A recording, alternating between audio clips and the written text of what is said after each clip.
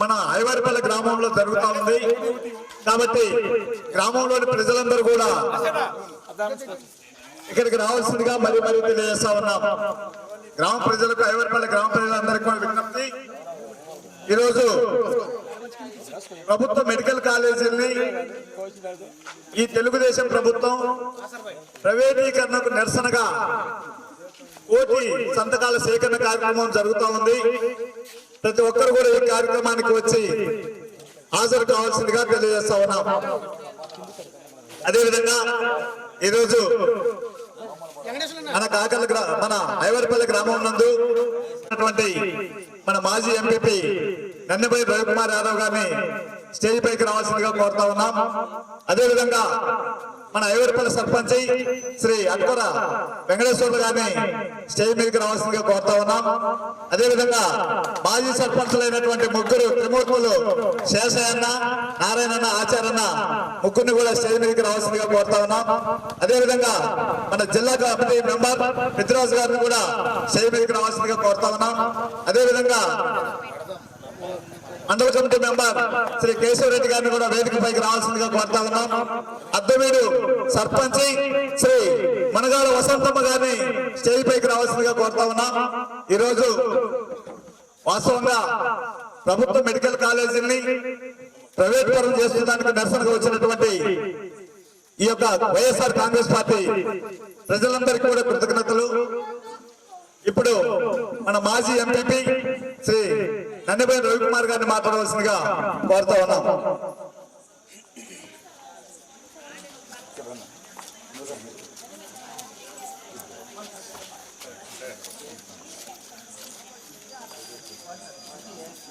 ఈనాటి కార్యక్రమానికి అధ్యక్షులైనటువంటి గౌరవనీయులు మన మండల పార్టీ అధ్యక్షులు ఏరవ రంగారెడ్డి గారికి, మన గ్రామ సర్పంచ్ గారు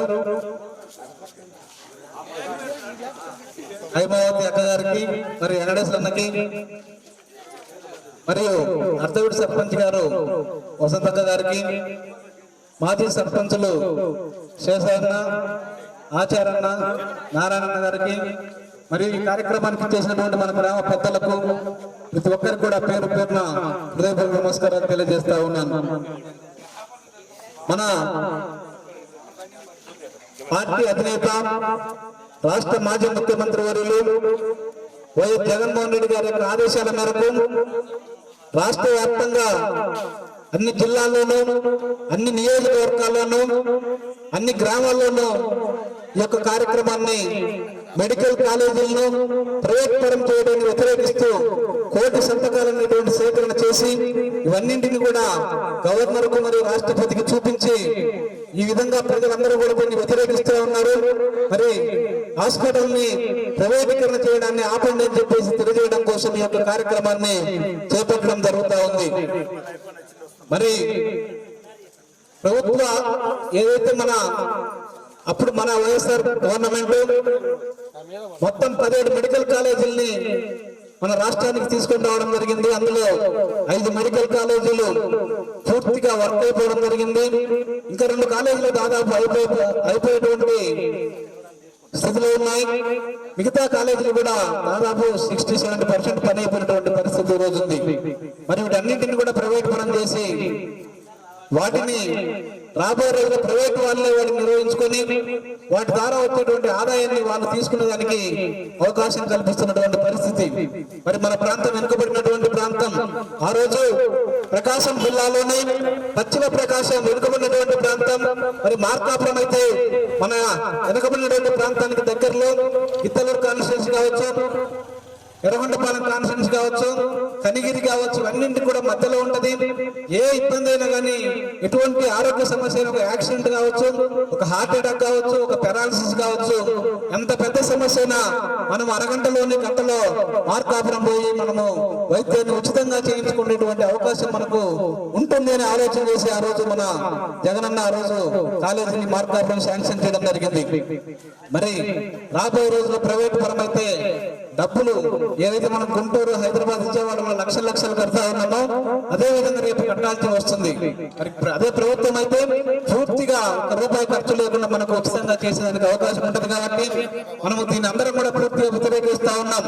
మరి మన జగనన్న ఉన్నప్పుడు ఎట్లా ఉన్నారు రైతులందరూ కూడా ఎంత హ్యాపీగా ఎంత సంతోషంగా ఉన్నారు. బ్రహ్మాండంగా 5 సంవత్సరాలు పంటలు పండినాయి. రైతులకు కానీ రైతు కూలీలకు కావచ్చు, మరి విద్యార్థులకు కావచ్చు, అన్ని రకాల వర్గాలకు ప్రతి నెల ఏదో ఒక డబ్బులు పడతా ఉన్నాయి. పంట నష్టానికి సంబంధించి కావచ్చు, ఇన్పుట్ సబ్సిడీ కావచ్చు, మరి ఇన్సూరెన్స్ సంబంధించి కావచ్చు, ఇవన్నీ కూడా ఏదో ఒక విధంగా ప్రజలకు ప్రతి నిత్యం డబ్బులు పడుతూ మరి చాలా హ్యాపీగా సంతోషంగా ఉన్నటువంటి పరిస్థితి ఆ రోజు చూసాం. మరి ఈ రోజు చూస్తే నిన్న పంట నష్టం భారీగా జరిగింది. నిన్న వర్షాలకు మరి ఎక్కడ ఎవరి పేరు రాశారో కూడా తెలియకుండా రాశారు.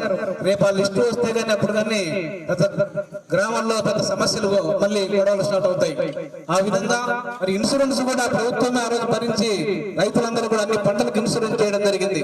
మరి ఈ రోజు ఆ పరిస్థితి లేదు. కాబట్టి ప్రతి ఒక్కరము మనం ఓపిక పట్టాలా. రాబోయే కొద్ది రోజుల్లోనే మనకు స్థానిక సంస్థల సర్పంచ్ ఎలక్షన్లు కావచ్చు, ఎంపీటీసీలు జెడ్పీటీసీలు రాబోతా ఉన్నాయి. ఇది 2-3 నెలల తర్వాత. మరి వాటన్నింటిలో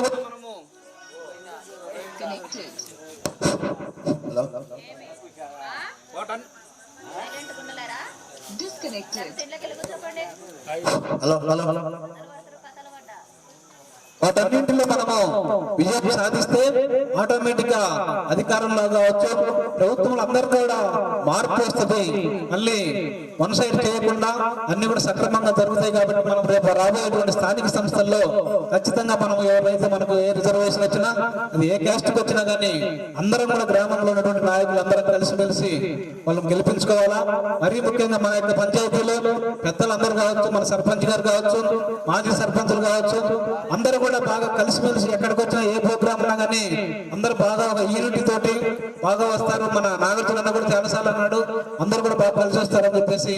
ఆ విధంగా అదే విధంగా మీరు ముందుకెళ్తే ఖచ్చితంగా మళ్ళీ మనము మన పంచాయతీని గెలుచుకుంటాం. కాబట్టి మీరు అందరూ కూడా ధైర్యంగా ఉండండి. ఈ యొక్క కార్యక్రమాన్ని ప్రస్తుతానికి మనము విజయవంతం చేద్దామని చెప్పేసి కోరుకుంటూ అవకాశం ఇచ్చినటువంటి అధ్యక్షుల వారు ధన్యవాదాలు తెలియజేస్తూ సెలవు తీసుకుంటూ ఉన్నాను. జై జగన్.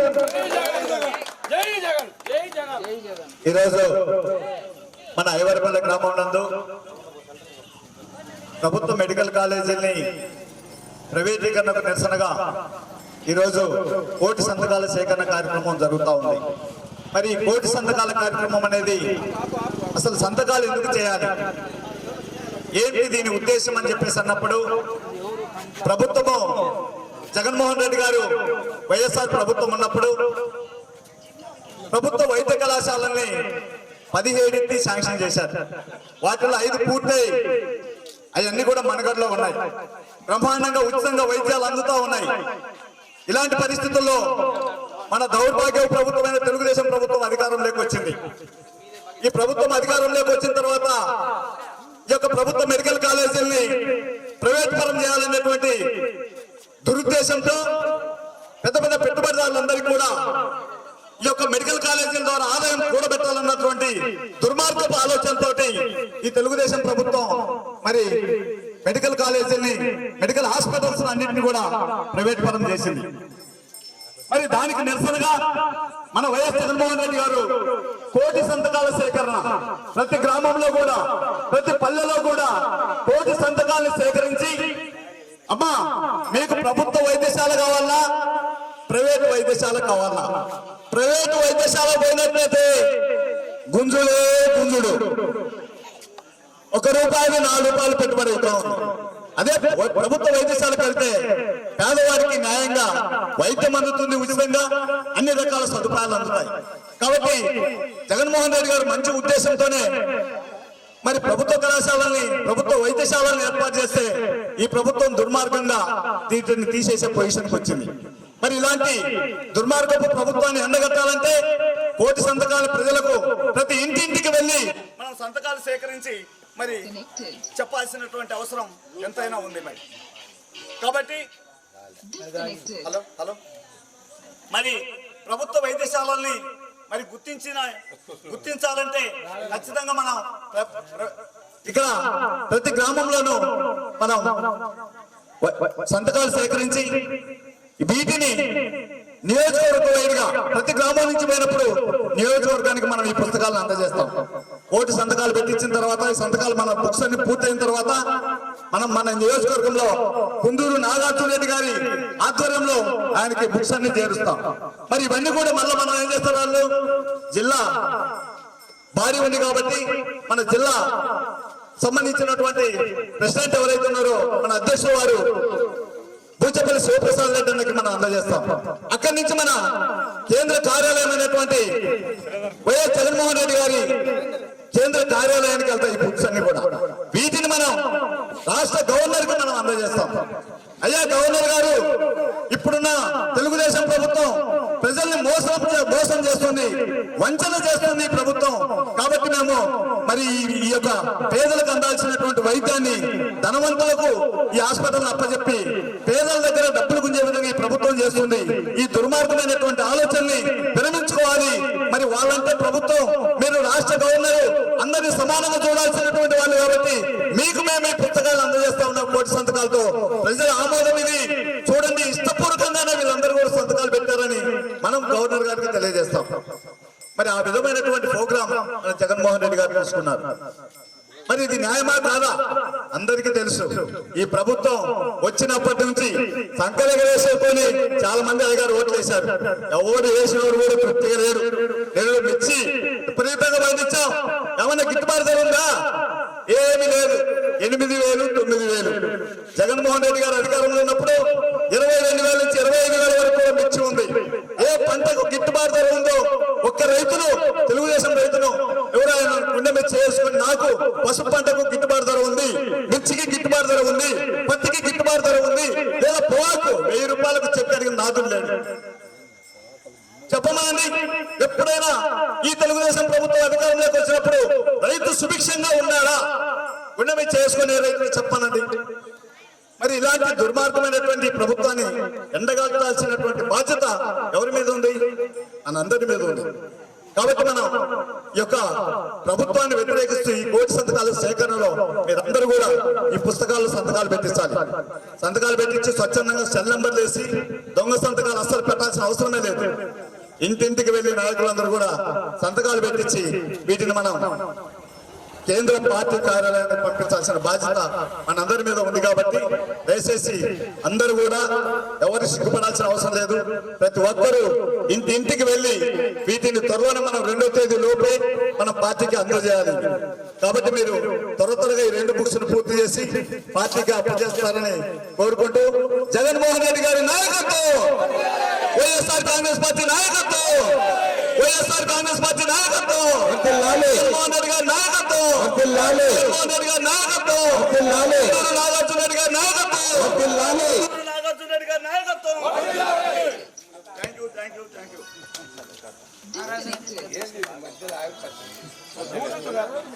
పాలిస్తామన్నారు.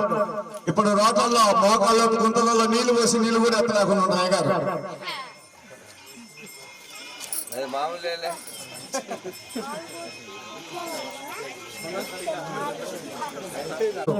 మన గ్రామ సర్పంచ్ గారు వెంకటేశ్వర గారిని ఈ యొక్క కార్యక్రమాన్ని ఉద్దేశించి మాట్లాడాలని చెప్పి కోరుతూ ఉన్నాను. ఈరోజు ఈ కోటి మన ఎంపీపీ రవీంద్ర గారికి, మన మండల అధ్యక్షుడు ఏ రంగారెడ్డి గారికి, ఇక్కడ వచ్చిన పెద్దలందరికీ నా నమస్కారములు. అన్నా, నేను ఒక విషయం చెప్తున్నా. అందరికి తెలిసినదే, 5 సంవత్సరాల జగన్మోహన్ రెడ్డి పాలనలో ఇలాంటి సమ్మె అనేది, పొగాకు రైతు గిట్టుబాటు లేదు, కోటి సంతకాలు కాలేజీలకు లేదు అనేది నేను చూడలే. ఆయన ఇచ్చిన హామీలలో ఏ రోజైనా తెలుగుదేశం పార్టీ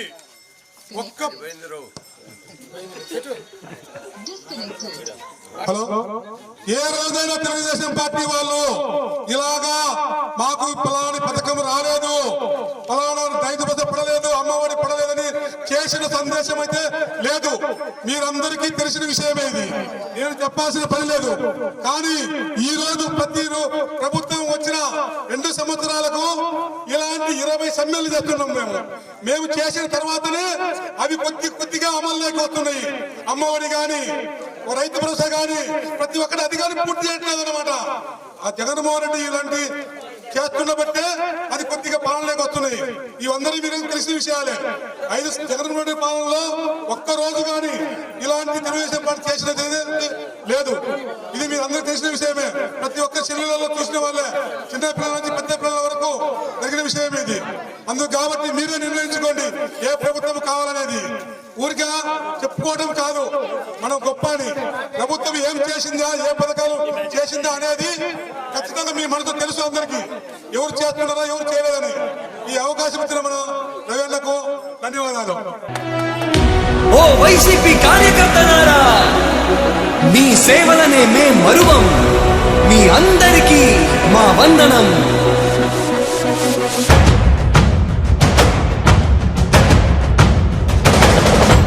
రాణి భగ భగ చావే ఎదురుగా అయినా అదరని ధైర్యంలా, లక్ష్యం మరువక పంతం విడువక యుద్ధం గెలిచెను సైన్యంలా. కార్యకర్తల త్యాగాలే మన గెలుపుకి మార్గాలే. ఏమిచ్చిన నీ రుణముని తీర్చేవి లేదే. జై జై జై జై జై జగనంటూ సై సై సై సై తీసాకేలేనంటూ. జై జై జై జై జై జగనంటూ సై సై సై సై సాగరే తోడుంటూ. నీవే సారథి నీవే వారధి నీవే పిడికిలి పార్టీకే. నీవే చమురివి నీవే వెలుగువి నీవే అండవి జెండాకే. ఏం తగిలిన గాయాలే నీ సహనము చూపావే. ఏం అదరక ఏం బెదరక ముందు